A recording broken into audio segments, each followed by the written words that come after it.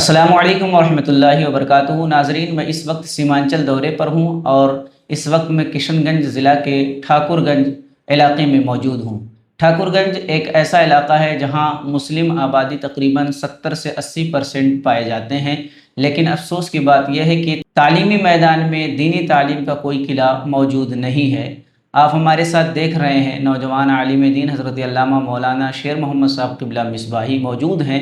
حضرت علامہ مولانا شیر محمد صاحب قبلہ نے اس کا آغاز کیا کہ یہاں پر دین کی تعلیم ہو اور دین کے ساتھ ساتھ دنیاوی تعلیم بھی ایک ادارے میں دی جائے۔ تو انہوں نے ایک پہل کی، اس پہل کو لے کر کے ساری بات ہم جانیں گے۔ انہوں نے ایک ادارہ قائم کیا جس کو دامان فاؤنڈیشن کہا جاتا ہے۔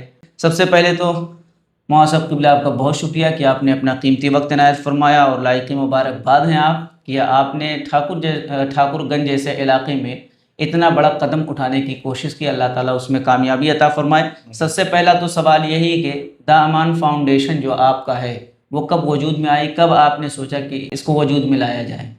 جی رابر بھائی، سب سے پہلے ہم اپنی ٹیم کی طرف سے آپ کا شکریہ ادا کرتے ہیں۔ آپ نے پوچھا دامان فاؤنڈیشن کے وجود کے تعلق سے، تو 2012-13 جب ہم لوگ جامعۃ الاشرفیہ مبارک پور میں پڑھا کرتے تھے تو یہاں کی ضرورت کو محسوس کرتے ہوئے ہم لوگوں نے اس وقت چھٹیوں کے ایام میں چھوٹی چھوٹی سرگرمیوں کا آغاز کیا ہم لوگوں نے، اور پھر باضابطہ طور پر تنظیم کی شکل میں 2019-20 میں اس کا آغاز ہوا ہے۔ تو اب ہم یہ بھی جاننا چاہیں گے، جب اس کا آغاز ہو گیا تو اس کے ماتحت کیا کام کرنے کے لیے آپ نے سوچا؟ دیکھیے، آپ کو معلوم ہوگا کہ یہاں تعلیمی پسماندگی کسی پر پوشیدہ نہیں ہے۔ جی، ہندوستان کے کسی بھی کونے میں جائیے گا، یہاں کے طلبہ آپ کو ملیں گے، اور بنیادی چیز جو اپنے مادر وطن میں بلکہ اپنے علاقے میں ہی ہونا چاہیے تھا، جیسے حفظ کی تعلیم ہے، تو یہ تعلیم تک کے لیے بھی ہم لوگ کو باہر جانا پڑتا تھا۔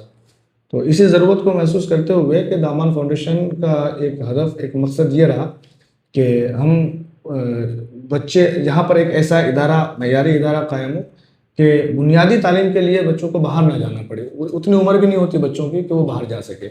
تو ایک تو شعبہ ہمارا یہ ہے کہ شعبہ حفظ، اس کی تعلیم ہوتی ہے، اور پھر آگے کئی ایک منصوبہ جات ہے، اور جو ایکٹیو منصوبہ جو ہم لوگ کام کر رہے ہیں جس پہ، تو ایک تو دارالعلوم فیضان تعلیم شریعہ جو مکمل شعبہ ہے اور حفظ کا شعبہ ہے، اور دامان انسٹیٹیوٹ آف ایکسلنس یہ درس نظامی کے لیے ہے۔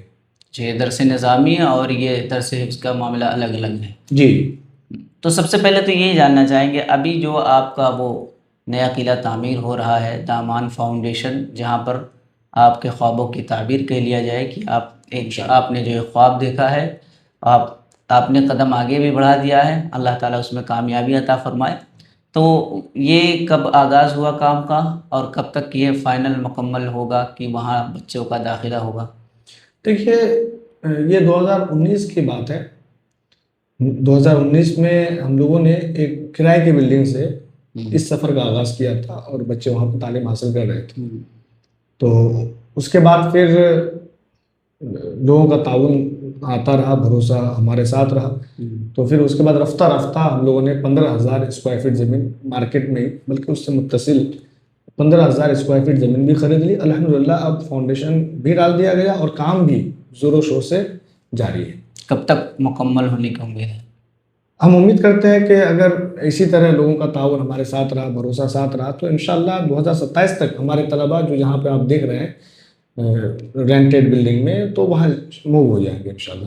اچھا، اب ہم یہ بھی جاننا چاہیں گے، یہ رینٹ کا جو معاملہ آپ کے ذہن میں آیا کہ ادارہ قائم کرنے سے پہلے جو ہے ان بچوں کو تعلیم دی جائے تاکہ لوگوں کا بھروسہ جیتا جا سکے، اور ابھی حد درجہ تک اس میں آپ کامیاب بھی ہوئے ہیں کہ بچوں کو تعلیم دے کر آپ نے دکھایا ہے لوگوں کو، آپ پہ بھروسہ لوگ کر رہے ہیں۔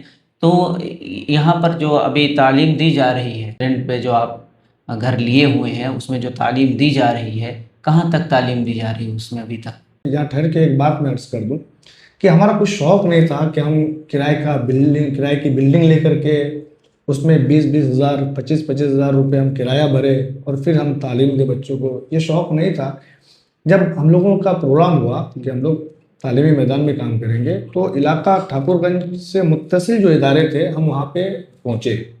ہم نے کہا جو کرائے کی بلڈنگ پہ اور اساتذہ پہ جو خرچ ہوگا ہمارا سالانہ، تو ہم یہ چاہتے ہیں کہ آپ کے ادارے میں بہترین استاذ دیتے ہیں، بہترین پرنسپل دیتے ہیں جو آپ کے ادارے کے تعلیمی نظم اور نسق کو اچھی طرح سنبھالیں گے. تو کسی نے ایکسیپٹ نہیں کیا اس وقت. تو پھر مجبور ہو کر کے ہم لوگوں کو کرائے کی بلڈنگ سے اپنے سفر کا آغاز کرنا پڑا. تو اب جب آغاز ہو ہی چکا ہے تو الحمدللہ یہاں جو تعلیمی معیار ہے حفظ کا وہ روایتی طور پر ہٹ کر کے، اب آپ نے دیکھا ہوگا اداروں میں 20 سال 22 سال 23 سال 24 سال میں لوگ حفظ کرتے رہتے ہیں. تو یہاں پہ ہمارا سسٹم وہ نہیں ہے. یہاں پہ بچہ 8 سال کی عمر میں ہمارے یہاں آئے گا، 9-10 سال تک وہ حفظ شروع کرے گا، 12-13 سال تک وہ حافظ بن جائے گا. اس کے بعد ان کا آپشن باقی رہتا ہے. پھر اسی کے درمیان صرف ہم لوگ حفظ نہیں رکھتے ہیں، بلکہ حفظ کے ساتھ ساتھ ہم لوگ بیسک جو ہندی ہے، انگلش ہے، میتھ ہے، ان ساری چیزوں کی تعلیم کا بھی لازمی اہتمام کرتے ہیں. اور پھر آپ سوچتے ہوں گے کہ دونوں کو کیسے ہم لوگ کو کرتے ہیں. تو آپ کو ایک بات بتا دوں کہ عام طور پر ہر ادارے میں شعبان میں چھٹی ہو جاتی ہے، کہ ہمارے ادارے میں شعبان میں چھٹی نہیں ہوتی. یہ قریب 20-25 رمضان کو چھٹی ہوتی ہے. تو اب شعبان کے بعد حفاظ چلے جاتے ہیں تراویح کے لیے ادارے کے. تو اب ہم اس وقت اس موقع کا فائدہ اس طرح سے اٹھاتے ہیں کہ اب بیچ میں جو ان کی تعلیم، دنیاوی تعلیم، اسکول کی تعلیم جو رہ گئی ہوتی ہے یا کمزور رہی ہوتی ہے، تو پھر اس مدت میں 1.5 مہینے کا وقت ہم کو ملتا ہے. تو ہم اس میں ان کے پیچھے محنت کرتے ہیں. اور پھر ہمارا ٹارگیٹ یہ رہتا ہے کہ حفظ 12 سال کی عمر میں مکمل ہو جائے اور ساتھ ساتھ 5th اور 6th تک کی تعلیم بھی ادھر مکمل ہو جائے. ابھی آپ کے ادارے میں کتنے بچے پڑھ رہے ہیں؟ ابھی 100+ طلبا یہاں تعلیم حاصل کر رہے ہیں. ان کے کھانے پینے کا انتظام کیسے ہے؟ کھانے پینے کا بھی الحمدللہ دوسرے روایتی طور پر ہٹ کے ہم لوگ جیسے صبح 7 بجے یعنی فجر کے بعد چائے دے دیتے ہیں، اور پھر اس کے بعد 9 بجے ناشتے کا اہتمام ہوتا ہے، اور پھر 2 ٹائم جو ہے جو کھانا رہتا ہے وہ دیتے ہیں. لیکن اس میں خاص بات یہ ہے کہ ہمارے مینو کے حساب سے کھانا دیا جاتا ہے. ایسا نہیں کہ جو بن گیا وہ بن گیا، ایسا نہیں ہے. لازمی طور پر کھانا فل ہیلدی اینڈ ہائیجینک ہو، اس بات کا خیال کیا جاتا ہے، اہتمام کیا جاتا ہے. دور حاضر میں دیکھا جاتا ہے کہ جو کاغذاتی نظام ہوتے ہیں، جو کاغذ پر لکھا ہوتا ہے وہ بطور کاغذ ہی پر لکھا رہ جاتا ہے، بلکہ اس کو ہم صحیح سے منظر عام پر نہیں لا پاتے ہیں. اور شاید یہی وجہ ہے کہ لوگ کبھی جلدی بھروسہ نہیں کرتے ہیں. تو آپ کا جو یہ پورا دامان فاؤنڈیشن ہے جس کو آپ نے کاغذ پہ اتار کے رکھا ہے کہ ہمیں یہ کرنا ہے، تو لوگ آپ پہ بھروسہ کیوں کریں؟ دیکھیے یہ بات آپ بہت اہم سوال آپ نے کیا ہے. یہ کبھی نا تجربہ کاری کی وجہ سے ایسا ہوتا ہے. لوگ جب فاؤنڈیشن کا سوچتے ہیں یا کسی تنظیم کے حوالے سے سوچتے ہیں تو ان کے منصوبہ جات جب پڑھتے ہیں، پہلے کبھی ہم لوگ بھی ایسا لکھا کرتے تھے، لیکن بعد میں اس بات کا تجربہ ہوا کہ کاغذ میں لکھنا کچھ اور ہے اور میدان عمل میں کر کے دکھانا کچھ اور ہے. تو اب ہم لوگوں نے سارے منصوبہ جات کو ہٹا کر کے بس 1-2 منصوبہ اللہ سے دعا بھی کرتے ہیں کہ مولا یہی پورا ہو جائے. باقی ملکی اور عالمی سطح پر یہ ہوگا وہ ہوگا، یہ اتنا آسان نہیں ہوتا ہے. تو اب لوگ کیوں بھروسہ کرے، یہ سوال ہے. تو یہ بات آئے دن ہمارے سامنے روزانہ تنظیمیں آتی ہے، مدرسے کھلتے ہیں اور پھر لوگ دیکھتے بھی ہیں، تو اس سے لوگوں کا اعتماد بھی ٹوٹتا ہے. تو اس طرح سے باقی ادارے پہ بھی متاثر ہو جاتے ہیں لوگ. ان سے بھی جو اچھے لوگ ہیں ان پر سے بھی بھروسہ اٹھا لیتے ہیں. میں یہ عرض کر رہا ہوں، یہاں سوال کا جواب کا تھوڑا دوسرے پارٹ میں بس ایک بات عرض کر دوں کہ میں یہ سمجھتا ہوں کہ ہم لوگوں کو بھی سوچنا چاہیے کہ جہاں ضرورت ہو وہاں ضرورت کے تحت اداروں کا قیام، تو پھر لوگ سپورٹ کرتے ہیں. تو اب دیکھیے 2019 میں ہم لوگوں نے 1 لاکھ روپے قرض لے کر کے اس سفر کا آغاز کیا تھا، اور ہم نے سوچا تھا جو تراویح اور اس طرح سے جو بھی نذرانے آ جاتے ہیں تو اس سے وہ ہو جائے گا، ادا کر دیا جائے گا. لیکن الحمدللہ اس کی نوبت نہیں آئی، لوگوں نے سپورٹ کیا. تو اب 2019 میں محض پورے سال کا جو بجٹ تھا وہ 1.5 لاکھ روپے کا تھا. جب لوگوں کو رزلٹ اچھا ملا تو یہ اب بڑھتے بڑھتے آج 2026 تک کہاں 1.5 لاکھ روپے سال کا بجٹ اور آج کہاں 2 لاکھ روپے مہینے کا بجٹ. تو ظاہر سی بات ہے لوگ کچھ تو دیکھ رہے ہیں کہ بھروسہ کر رہے ہیں کہ جہاں 1.5 لاکھ روپے سال کا رہا ہو وہاں 2026 تک.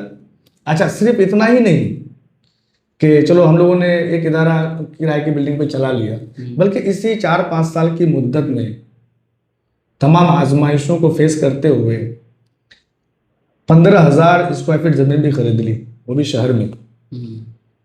اور نہ صرف زمین خریدی بلکہ 2 जुलाई 2025 को खानकाह बरकतिया माररा मुतहरा के वलीअहद हज़रत सैयद मोहम्मद अमान मियाँ दामत बरकातुहुल आलिया, उनके मुक़द्दस हाथ और बाकी मशाइख के किराम के मुक़द्दस हाथों से संग बुनियाद भी डाल दिया गया। और ना सिर्फ संग बुनियाद डाल दिया गया, बल्कि आपने देखा होगा कि करीब अच्छा खासा काम भी वो प्रोग्रेस में और डेली काम आगे बढ़ता जा रहा है। तो आप इससे अंदाज़ा लगा सकते हैं कि अल्हम्दुलिल्लाह सुम्मा अल्हम्दुलिल्लाह, लोगों का साथ, उनका ताउन, उनका भरोसा, बिलखुसूस मशाइख की दुआएं, उलमाए किराम की बरकतें हमारे साथ हैं, जिनकी बुनियाद पर काम आगे बढ़ रहा है। यानी लोग आप पे भरोसा कर रहे हैं, लोग जुड़ते जा रहे हैं। तो ये तो आपके इलाके के लोग आप पे देखकर भरोसा करते जा रहे हैं, लेकिन अब क्योंकि मुल्क गिर है पर आपको देखा जाएगा, बुरे मुल्क हिंदुस्तान के लोग लगभग देखेंगे इंशाल्लाह। तो आप उनसे क्या अपील करना चाहते हैं जो दर्दमंदा हजरात हैं, अगर वो इस काम में हिस्सा लेना चाहें तो उनको किस तरीके से आप कन्विंस करेंगे? देखिए राबर भाई, एक बात मैं अर्ज़ कर दूं हमारे सामीन, हमारे नाज़रीन से, कि सबसे पहले वो अपने जहन से तो एक बात निकाल दे कि हम कोई दिन का काम कर रहे हैं या वो दिन का काम कर रहे हैं। सबसे पहले हमारे जहन में ये होना चाहिए, अल्लाह जिससे काम ले ले जी बिल्कुल, वो काम अंजाम तक पहुंचेगा। बिल्कुल पहुँचे। तो अब कोई शख्स अगर ये सोच कर कि नहीं, वैसे तो बिहार एक पूरे हिंदुस्तान के जितने भी सूबा जाते हैं सबसे पसमानदा माना जाता है, पसमानदा सूबों में एक बिहार भी आता है। फिर बिहार में सबसे पसमानदा इलाका आपका ठाकुरगंज है। और आपने ये भी देखा कि हमारे बिहार से हिंदुस्तान का कोई भी ऐसा इदारा नहीं होगा जहां हमारे तलबा वहाँ ना पढ़ते हैं। तो अब ये सारी चीज़ें समझने के लिए काफ़ी है कि यहाँ इदारों की कितनी ज़्यादा ज़रूरत है। तो इस ज़रूरत को अगर वाकई दिल से महसूस करें तो जैसे हमारी वेबसाइट है the Aman foundation, AMAN Aman, the Aman foundation. तो इसको अगर सर्च करेंगे तो फ़ौरन आपको वहाँ पूरी डिटेल आ जाएगी, हमारे काम की पूरी रिपोर्ट भी वहाँ पे आपको मौजूद मिलेंगी। नंबर भी वहीं से मिल जाएगा? जी, सब कुछ वहीं पर, प्राप्त नंबर भी मिल जाएगा। यहाँ पर एक बात मैं अर्ज कर दूं कि 2019 से लेकर अब तक जो कुछ भी काम हुआ, लोग आम तौर पर ये समझते हैं कि मौलाना शरीफ मोहम्मद साहब ये काम कर रहे हैं। तो चूंकि मैं सामने हूँ, मेरा फेस सामने है, तो लोग मुझे को जानते हैं। तो ऐसा हरगिज़ नहीं है, मेरा बहुत ज़्यादा रोल इसमें नहीं है, लेकिन हमारी जो टीम है उनकी बड़ी मेहनत और बड़ी कुर्बानी इसमें है। बिलखुसूस हमारे हज़रत मौलाना हुसैन साहब जो गुजरात में रहते हैं, उनकी बहुत ज़्यादा कुर्बानी इस फाउंडेशन में है। हज़रत मौलाना शेर मोहम्मद साहब क़िबला और उनकी टीम से रब्ता करके सारी जानकारी आप ले सकते हैं। तो आइए अपना हिस्सा लीजिए ताकि द अमान फाउंडेशन जल्द अज जल्द मुकम्मल हो जाए।